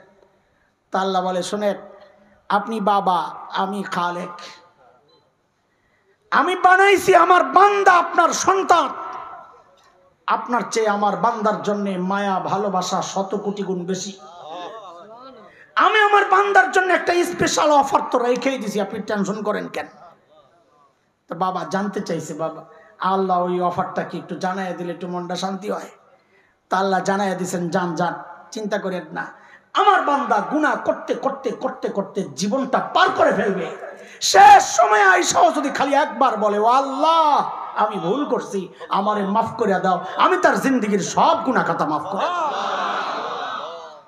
আমার বাবা তো এবার মহা খুশি, সব মাফ করে দিলে আমার কোনো টেনশন নাই, খুশি জায়গা। আমার বাবা না খুশি, কিন্তু পাশের থেকে শয়তান তো তার মাথা উড়ে গেছে। হ্যাঁ কি বললেন? সব মাফ করে দিবে? তো সব মাফ করে দিলে ঘোড়ার ডিমের ওই 3 সুযোগ দিয়ে আমি কি করব? আসলে তো মাথা নষ্ট হওয়ার কথা। সারাদিন আমি মেহনত করে করে আপনার বান্দারে গুমরা করব, পথভ্রষ্ট করব, দিন শেষে আপনি মাফ করে দিবেন, তা আমার এই সুযোগ কি জন্য দিছেন? শুনে আমি শয়তান ও বাটপার কম না। কে বলতেছে? জোরে কর না। আমি শয়তান ও বাটপার কম না। কি করবি? আপনি খেয়াল করেন, আমাদের আলোচনা চলছিল কি, গুনাহ করার চেয়ে গুনাহকে গুনাহ মনে না করা এটা আরো মারাত্মক অপরাধ। মনে আছে তো? কেন? ওই কেনর জবাব খুঁজতে খুঁজতে এই যে আসছি জবাব। শয়তান তখন দাঁড়ায় আল্লাহকে একটা চ্যালেঞ্জ করেছিল, আল্লাহ তওবা করলে মাফ করে দিবেন? দিয়েন আপনি। শুনে রাখেন, আমিও আপনার বান্দাকে দিয়া এমন গুনাহ করাবো যেন সে তওবা না করে। তওবা করলে না মাফ করবেন, তা আমি এমন গুনাহ করাবো যেন তওবাই না করে। মুহাক্কিক আলেমরা পেরেশান হয়ে গেছে। আরে ওই গুনাহ কোনটা? যে গুনাহ মানুষ করে কিন্তু তওবা করে না। খুঁজতে খুঁজতে খুঁজতে খুঁজতে পাইছে, আরে এটা তো খুব সাধারণ গুনাহ, আমরা মনে করি আসলে এটা ভয়ঙ্কর গুনাহ। ওই গুনাহ কোনটা? যে মানুষ গুনাহ করে তওবা করে না। ওই গুনাহ হচ্ছে ওই গুনাহ যে গুনাহ মানুষ করে কিন্তু গুনারে গুনাহ মনে করে না। গুনারে গুনাহ মনে করে না। এই ক্যাটাগরির 1 নম্বর গুনার নাম হচ্ছে বেদাত। বেদাত ওই ভয়ঙ্কর গুনাহ যে গুনাহ মানুষ করে কিন্তু গুনারে গুনাই মনে করে না। আরে গুনাহ মনে করলে তো বেদাত হইতো না। বেদাত তো হয় সওয়াবের আশায় করলে, তো সে তওবা কেন করবে? এই জন্য দোস্ত, গুনাহ কিছু যদি হয়েও যায়, আমি গুনাহ মনে করব। দাড়ি কাটতেছেন গুনাহ মনে করেই কাটেন, পর্দা করেন না গুনাহ মনে করেই করেন না, টাকনোর নিচে কাপড় পরেন গুনাহ মনে করেন। কেন? কোন একদিন অনুশোচনা জাগলে তওবার সুযোগটা থাকে, রাস্তা খোলা থাকে। গুনারে গুনাহ মনে না করলে তো তওবার সুযোগ পাইবেন না। আমি কি কথা বুঝাইতে পারতেছি আপনাদের? এখন আপনাদেরকে জিজ্ঞেস করে সেই গুনাহ ছাড়া দরকার কিনা? আমি তো ছাড়তে চাই ইনশাআল্লাহ। আল্লাহ তুমি তৌফিক দাও, আল্লাহ তুমি সহজ করে দাও। হাত নামান তাড়াতাড়ি। কিন্তু আমার একটা প্রবলেম আছে, আমার একটা প্রবলেম আছে। সেই প্রবলেম হচ্ছে, এটা আমি আমারটাই বলতেছি, আমি আগেই বলেছি ওয়াজ আমি আমারই করতেছি। আমার প্রবলেম হচ্ছে গুনাহ ছাড়তে চাই, ছাড়তে পারি না। কেমনে কেমনে জানি এদিক ওদিক হয়ে যায়। এই সমস্যা তো মানিকগঞ্জে নাই, কি বলে না বলে? আছে নাকি? গান বাজনা তো হয় না এলাকায়? এলাকায় গান বাজনা হয়, বেশি হয়। ওহো, ওয়াজের পরেও হয় না, তার মানে গুনাহ আমরা ছাড়তে পারি না। না, এখন ছাড়তে চাই কিনা তাই কম তো ছাড়তে পারি না। যে তো আমাদের বড়দের কাছেও যখন আমরা এই অভিযোগ নিয়ে যাই, হযরত গুনাহ ছাড়তে চাই, ছাড়তে পারি না, তো আমাদের বড়দের কিছু খাস পরামর্শ, কোরআন সুন্নাহ ভিত্তিক খাস কিছু পরামর্শ, এমন অনেকগুলো পদ্ধতি, একটা বিষয় আমাদেরকে শিখাইছেন বড়রা। আপনাদের সামনে আমি একটা বলতে থাকি হযরতরা আসা পর্যন্ত। একটা আপাতত শোনেন, একটা চিন্তা যদি দিল আর দিমাগের মধ্যে বসাইতে পারেন, আমি কসম করব না, তবে দায়িত্ব নিয়ে বলছি, তখন আপনার জন্য গুনাহ ছাড়া না দেখবেন, তখন আপনার জন্য গুনাহ করাটা কঠিন হয়ে যাবে ইনশাআল্লাহ। শুনবো তো ইনশাআল্লাহ? আমি একটু দ্রুত জবাব চাই আপনাদের কাছে। আমরা যদি গুনাহ করতে আগাই অথবা গুনাহ করি, দুনিয়ার কেউ না দেখলেও আমাদেরকে একজন দেখেন, তিনি কে? আরো জোরে চিৎকার করে বলেন। হ্যাঁ, জবাব তো সহি, জবাব ঠিক আছে, কিন্তু এই জায়গায় আমরা আল্লাহ বলবো না। কি বলবো? এই প্রসঙ্গে সাপোর্টে কোরআনের যে আয়াতটা আমি আনতে চাই, ওই আয়াতে আল্লাহ নিজের পরিচয়টা যে নামে দিয়েছেন আমরা ওইটা বলবো। বলেন আমার সাথে সবাই, রব্বে কারীম। আবার বলেন, যেহেতু এটা আমরা খুব বেশি বলি না, এই জন্য অনেকের বলতে কষ্ট হবে, কয়েকবার বলে একটু ইজি করে নেন। বলেন, আবার বলেন।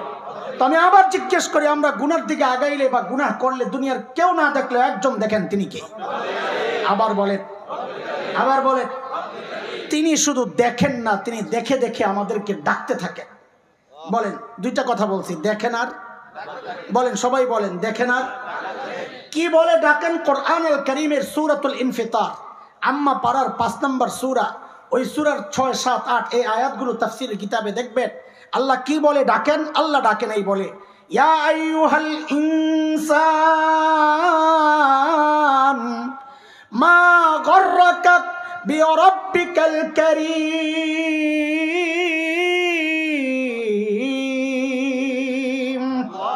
ও মানুষ, ওই করিম রবের ব্যাপারে তোমারে কে ধোকায় ফেললো?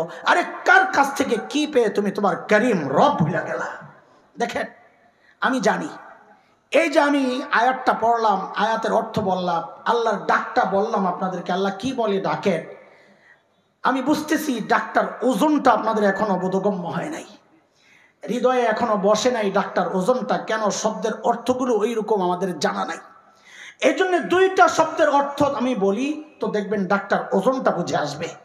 শব্দ দুইটা, ওই যে কি বলেছি আমাদেরকে কে দেখেন জোরে কোন, তো দুইটা শব্দ, একটা হচ্ছে করিম আরেকটা হচ্ছে, বলেন আবার বলেন, একটা হচ্ছে আরেকটা হচ্ছে। করিম কাকে বলে, রব কাকে বলে, এই অর্থটা যদি বুঝে যান তো ইনশাআল্লাহ দেখবেন আল্লাহর ডাকের ওজনটা কত এটাও বুঝে আসবে। আরবিতে করিম বলে, খেয়াল করেন খুব শেষের ফিনিশিং এর কথাগুলো একটু মনোযোগ দিয়ে শোনেন, ডেলি এতক্ষণ যা বুঝাইতে চাইছি সব বেকার যাবে। করিম কাকে বলে, আরবিতে করিম বলে ওই দাতাকে যিনি না চাইতেই দেন। না চাইতে জবাব দেন, চোখটা চায়া পাইছি না, না চায়া, কান, হাত পাও, নাকটা, জিহ্বাটা, একবারে বলেন তো শরীরের কোন অঙ্গটা আমরা চায়া পাইছি, বলেন বলেন। এই সব না চাইতে যেই মালিক দিয়েছেন তার নাম কি? করিম। করিম শুধু কি বলেন, তার নাম কি? কি দেওয়ার পর আবার এই অঙ্গগুলোকে লালন পালন করেছেন, বাঁচিয়ে রেখেছেন, সংরক্ষণ করেছেন, নিরাপত্তা দিয়েছেন যেই মহান সত্তা, তাকে বলে রব। তাকে বলে, দুইটা মিলে কি হলো জোরে বলেন। আচ্ছা একটা উদাহরণ শুনেন, তাইলে এই ডাক্তার ওজনটা বুঝে আসবে। একটা উদাহরণ শুনেন, উদাহরণটা হচ্ছে, আচ্ছা বলেন তো মানুষের মধ্যে, যুবকরা একটু খেয়াল করো বাবা, মানুষের মধ্যে আমাদেরকে সবচাইতে বেশি ভালোবাসেন কে? জোরে বলেন, আরো জোরে বলেন না। আর এই নামটার মধ্যেও যে কি মধু আছে, শুনলে তো মজাই লাগে, যার নাই সে জানে। একটু জোরে বলেন তো, সবচেয়ে ভালোবাসেন কে? মার কলিজায় যে আল্লাহ কত দরদ আর মমতা আর মায়া আর ভালোবাসা দিয়েছেন, এটা আল্লাহ ছাড়া দুনিয়ার কেউ বুঝবে না। মা জানেন তার দিলে কত মায়া, আমরা বুঝবো না। আমি মাঝে মধ্যে আমার বাচ্চাদেরকে জিজ্ঞেস করি, এই মা চিনো? তো বাচ্চারা বলে, এই জাম্মু। আমি বলি না, শোনো, মা দুনিয়ায় ওই একমাত্র মানুষ, ঘরে খাবার আছে যা, মা যদি মনে করেন এই খাবার থেকে যদি আমি একটু খাই তো আমার বাচ্চারা পেট পুরে খেতে পারবে না, মা ওই মানুষ ওই মুহূর্তে নিজের পেটে প্রচন্ড ক্ষুধাটা গোপন করে, ক্ষুধাটা চাপা দিয়ে একটা অভিনয় করবেন, কি আম্মুর ভাল লাগতেছে না, বমি বমি লাগতেছে, আম্মু খাবো না, তোমরা খায়া নাও, অথচ ক্ষুধায় পেটটা জ্বলতেছে। মাই মানুষ, ঘরে আপেল আছে 3টা, বাচ্চাও 3টা, মা ওই মানুষ ওই মুহূর্তে একটা অভিনয় করে বলবেন কি, আম্মু আপেল পছন্দ করি না, তোমরা খায়া নাও। জীবনে স্যাক্রিফাইস যে মানুষটা করেছেন, ঘরে একটা ভালো খাবার তৈরি হলে আমাদের মুখে না দিয়া যিনি কোনোদিন খান নাই, তার নাম কি?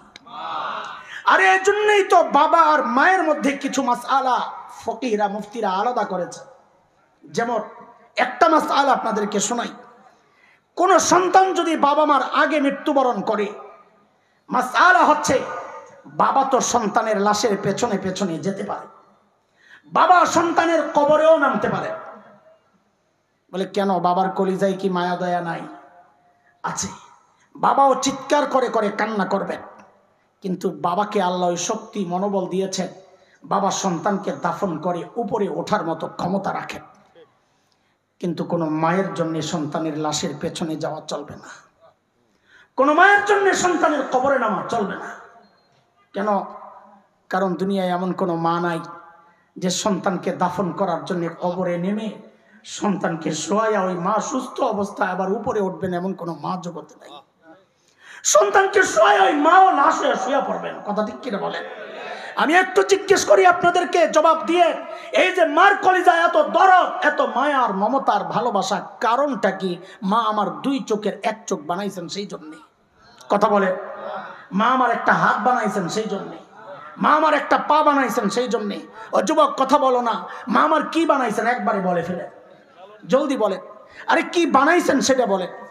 আর জোরে কথা বলেন, মা আমার শরীরের কি বানাইছেন? কথা বলেন, বলেন বলেন, কি বানাইছেন? কিচ্ছু বানান নাই, কিচ্ছু বানান নাই। আরে কথা বলেন, কিচ্ছু বানান নাই। অল্প কয়েকদিন ভাড়াটিয়ার মতো পেটে ধারণ করেছেন, হওয়ার পর লালন করেছেন, কিচ্ছু বানান নাই। তাতেই মার কলিজায় এত দরদ, এত মায়া, এত মমতার ভালোবাসা। মা কিচ্ছু বানান নাই, তাও এত মায়া। তাইলে যে আল্লাহ আমার চোখ বানাইছেন ওই আল্লাহর কত মায়া, যে আল্লাহ আমার কান বানাইছেন ওই আল্লাহর কত মায়া, যে আল্লাহ আমার হাত পাও বানাইছেন ওই আল্লাহর কত মায়া, যে আল্লাহ আমাকে এত এত নিয়ামত দিয়ে বাঁচায় রাখছে ওই আল্লাহর কত মায়া। কত মায়া তুমি কি বুঝো না? আরে দেখো না, আমি আর তুমি যখন দরজা জানলা বন্ধ করে গুনাহ করি, ভিতরে গুনাহ চলছে, আমার মালিক কত মায়া, ওই গুনাহ অবস্থায় দরজার নিচে দিয়ে বাতাস আর অক্সিজেন পাঠাইয়া দিচ্ছেন। কেন? আমি যেন মইরা না যাই। আমি আপনি যখন গুনাহ করি না, মালিক তখন ওই মায়ার কথাগুলো মনে করিয়ে দিয়ে দিয়ে ডাকতে থাকেন। কি বলে? ইয়া আইয়ুহাল ইনসান মা গররাকা বিরাব্বিকাল কারীম। এরে মানুষ, যে চোখ দিয়া তুই সিনেমা দেখছস ওই চোখ কিন্তু তোর নায়ক নায়িকা দেয় নাই, আমি কারীম দিছি, না চাইতে দিছি। যে কান দিয়া তুই গান শুনতেছস ওই কান কিন্তু তোর গায়ক গায়িকা দেয় নাই, আমি কারীম দিছি, না চাইতে দিছি। আরে যে জমিন দিয়া তুই হাইট হাইটে যাইতেছস ওই জমিন আমার, যে পাও দিয়া হাঁটতেছস ওই পাও গুলাও আমার। আমার তো নিয়ামত দিয়ে তুই আমার নাফরমানি করতেছস। মা গররাকা বিরাব্বিকাল কারীম। আরে কার কাছ থেকে কি পাইয়া তুই আমি কারীম রবে ভুলে গেলি বল? আমাদের বড়রা বলেন কি জানেন? আরে ডাকের মধ্যে আরেকটা কঠিন ডাক ভেতরে আস। বলে কি সেটা? আল্লাহ যেন বলছেন, এরে বান্দা, তোর ছোট্ট বাচ্চাটা তাকায়া থাকলে তুই গুনাহ করস না, তোর লজ্জা লাগে? তোর মা বাবা তাকায়া থাকলে তুই গুনাহ করস না, তোর লজ্জা লাগে? তোর মুরব্বী তাকায়া থাকলে তুই গুনাহ করস না, তোর লজ্জা লাগে? আর আমি কারীম রব তাকায়া তাকায়া তোরে ডাকতেছি, তাও তুই গুনাহ ছাড়স না। কি রে বান্দা, আরে কি হয়ে গেল তোর? আমার দাম বুঝি তোর কাছে ওই বাচ্চাটার চেয়েও কমে গেল না? আমার দাম বুঝি তোর কাছে তোর মা বাবার চেয়েও কমে গেল না? আমার দাম বুঝি তোর কাছে আমার মাখলুকের চেয়ে কমে গেল না? আমার মাখলুক তাকায়া থাকলে তুই গুনাহ করস না, আর আমি তাকায়া তাকায়া ডাকতেছি, তাও তুই গুনাহ ছাড়স না। মা গররাকা বিরাব্বিকাল কারীম। আরে কার কাছ থেকে কি পায়া তুই আমারই ভুলে গেলি বল বান্দা? এর দোস্ত, হতাশা তৈরির জন্য কথাগুলো বলছি না, বলছি যেন উদাস না হন। হতাশ হওয়ার কোনো কারণ নাই। কেন? আমাদের শেষ ভরসার একটা জায়গা আছে, সেটা হচ্ছে আমার রব নিজের নাম রেখেছেন গফফার। কি নাম রাখছেন? এজরে চিল্লা এখন কি নাম রাখছেন? গফফার চিনেন? আরে চিনেন গফফার? তো চিৎকার করে বলেন আল্লাহু আকবার। না না, আরো জোরে চিৎকার করে বলেন আল্লাহু আকবার। আরো জোরে বলেন আল্লাহু আকবার। এরে দোস্ত, দুনিয়ার সবাই অপরাধীকে খুঁজে শাস্তি দেওয়ার জন্যে, এমনকি সন্তান অপরাধ করলেও মা বাবা খোঁজেন শাস্তি দেওয়ার জন্যে।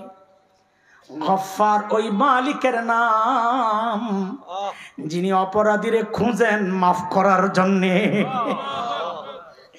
প্রতি রাতে, শেষ রাতে মালিক দুনিয়ার আকাশে নেমে নেমে এসে ডাকতে থাকেন, নালা মিন মুস্তাগফিরিন ফাগফিরালা। ও আমার কোন বান্দা, কে গুনাহ করছো, আও আও, আসো না আসো না, আমার কাছে মাফ চাও, আমি তোমারে মাফ করে দিব। আমাদের মতো হতাশ বান্দা যদি জানতে চায়, ওগো আমার মালিক আপনি মাফ করবেন কত, তো গফফারের পক্ষ থেকে জবাব চলে আসে, রে বান্দা তুই গুনাহ করছস যত।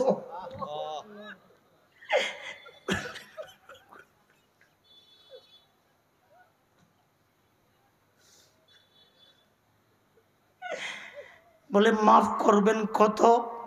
বলে তুই গুনাহ করছস যত। বলে তাও একটু কত বলেন না। তো হাদিসে কুদসি আল্লাহ বলেছেন, নবী আলাইহিস সালাম তার ভাষা দিয়ে আমাদেরকে জানাইছেন, তার শব্দ দিয়ে আমাদেরকে জানাইছেন। আল্লাহ বলে, আমার বান্দার গুনার পরিমাণ যদি সারা দুনিয়া ভরে যায়, ভরতে ভরতে যায়া যদি ওই আসমানের সাথে যায়া লাগে। ও দুনিয়ার মানুষ, আসমান কত দূর জানেননি? বিজ্ঞানীরা নক্ষত্র আবিষ্কার করেছে লক্ষ লক্ষ কোটি মাইল দূরে। আসমান কত দূর এখন পর্যন্ত আবিষ্কার থাক দূরের কথা, কল্পনাও করতে পারছে না। আল্লাহ তাআলা বলেন, আমার বান্দার গুনার পরিমাণ যদি সারা দুনিয়া ভরে যায়, সারা দুনিয়া ভরে যদি যায় ওই আসমানের সাথে যায় লাগে, তা আল্লাহ বলে আমার লা উবালি, হাদিসের শব্দ এটা, লা উবালি, আমার কোনো পরোয়া নাই। আমার বান্দা ওই সব গুনাহগুলা নিয়ে যদি আমার কাছে আয়েশা বলে, ওগো আল্লাহ, ও আমার মালিক, আমি ভুল করছি, আমারে মাফ করে দেন, আল্লাহ বলেন আমার কোনো পরোয়া নাই, আমি আমার বান্দার সব গুনাহ মাফ করে দিব। আরো চিৎকার করে বলেন না আল্লাহু আকবার। এমন মালিক থাকতে কেউ গুনাহ নিয়ে যদি ঘুমাইতে যায়, তার মতো পোড়া কপাল দুনিয়ায় কেউ নাই। কথা বলে। আমি মাঝে মধ্যে নিজের ধিক্কার দিয়া বলি, আরে জালিম, তোর কাছে তোর কলবের চেয়ে তোর তোর জুতার মূল্য তোর কাছে বেশি। আমি আমারে বলতেছি, আপনাদেরকে না। কেন আমার জুতার মূল্য আমার কলবের চেয়ে বেশি বলি? কারণ জুতার মধ্যে ময়লা লাগলে ধোয়ার জন্য অস্থির হয়ে যায়। একটু উপরে বালি থাকলে বাচ্চাদেরকে বলি, আপু বাইরে যাব, জুতাটা একটু মুছা দাও। হ্যাঁ, অথচ দিলটা গুনাহ করতে করতে ময়লা হয়ে আছে, ওইটারে ধোয়ার কোনো চিন্তা আমার মাথায় নাই। তার মানে কি, আমার কাছে আমার কলবের চেয়ে আমার জুতার মূল্য বেশি। মুসলমান, মুখে একটু ময়লা লাগলে ধোয়ার জন্য অস্থির হয়ে যায়, অথচ কলবটা যুগ যুগ ধরে ময়লা হচ্ছে, এটাকে পরিষ্কার করার কোনো মাথা ব্যথা আমাদের কারো নাই। অথচ জুতা ধোয়ার চেয়ে আমার কলব ধোয়া ছিল আরো ইজি, সহজ। আমার চেহারা ধোয়ার চেয়ে আমার কলব ধোয়া ছিল আরো সহজ। আমার কাপড় ধোয়ার চেয়ে আমার দিলটা ধোয়া ছিল আরো সহজ। কারণ ওইটা ধুইতে পানি ভিজাইতে হয়, সাবান লাগাইতে হয়, ডলতে হয়, ঘষতে হয়, এগুলারে উপর থেকে আচার মারতে হয়, শুকাইতে হয়, আয়রন করতে হয়, আবার আগের মতো করতে হইলে কত মেহনত কসরত করতে হয়। অথচ দিলটা ধোয়ার জন্য এত কিছু লাগে না, বরং সারা জিন্দেগীর গুনাহগুলা একসাথে কইরা আল্লাহর কাছে একবারে যদি কেউ তওবা করে, তো নবী আলাইহিস সালাম বলেন, আত-তাইবু মিনাজ যামবি কামান লা যামবালা, একজন প্রকৃত তওবাকারী আল্লাহর কাছে এমন পবিত্র হয়ে যায় যেন সে জিন্দেগীতে কোনো গুনাহই করে নাই। এমন সুযোগ যারা গ্রহণ করে না, বলেন আপনারা তাদের মতো পোড়া কপাল আর কে আছে? আল্লাহ আমাদেরকে হেফাজত করেন। আমি আবারও জিজ্ঞেস করি, আমরা গুনাহ ছাড়বো তো ইনশাআল্লাহ? দুইটা প্রতিজ্ঞা করব, দুইটা প্রতিজ্ঞা। এই রাস্তাটা ক্লিয়ার করো। আমাদের ভাই আল্লামা খালিদ সাইফুল্লাহ ইউবি সুলতানুল ওয়াইজিন আসতেছেন, রাস্তা পরিষ্কার করো। আমার সাথে দুইটা প্রতিজ্ঞা করেন, বলেন ইনশাআল্লাহ নেকি যতই ছোট হোক ছাড়বো না। না না, ইনশাআল্লাহ আমার কথার উপর ইনশাআল্লাহ বললে হবে না, আপনারাও কথাটা আগে বলেন। বলেন নেকি যতই ছোট হোক ছাড়বো না, গুনাহ যতই ছোট হোক করবো না। বলেন ইনশাআল্লাহ। বলেন আবার, নেকি যতই ছোট হোক কি করবো না, গুনাহ যতই ছোট হোক করবো না ইনশাআল্লাহ। কিভাবে এটা কেমনে বাস্তবায়ন করবেন? নেকি যতই ছোট হোক ছাড়বো না, এটা বাস্তবায়নের সবচেয়ে সহি তরিকা, সবচেয়ে সহজ তরিকা হচ্ছে, যে কোনো কাজ করার সময় চিন্তা করব আমার নবী আলাইহিস সালাম এই কাজটা কিভাবে করেছেন। এই চিন্তাটা মাথায় আনতে পারলেই দেখবেন ছোট্ট ছোট্ট নেকিও আপনার ছুটবে না ইনশাআল্লাহ। আবার একটা ছোট্ট গুনাহও করব না, এর জন্য সহজ পথ কি? যদি যে কোনো কাজ করার সময়, যে কোনো কথা বলার সময় যদি একবার চিন্তা করেন যে আমার আখিরাত বরবাদ হচ্ছে না, তো এই আখিরাত বরবাদ হচ্ছে না, এই চিন্তাটা মাথায় আনতে পারলেই দেখবেন ছোট্ট ছোট্ট গুনাহও আপনার ছুটে গেছে ইনশাআল্লাহ তাআলা। ছাড়বো তো ইনশাআল্লাহ। আমার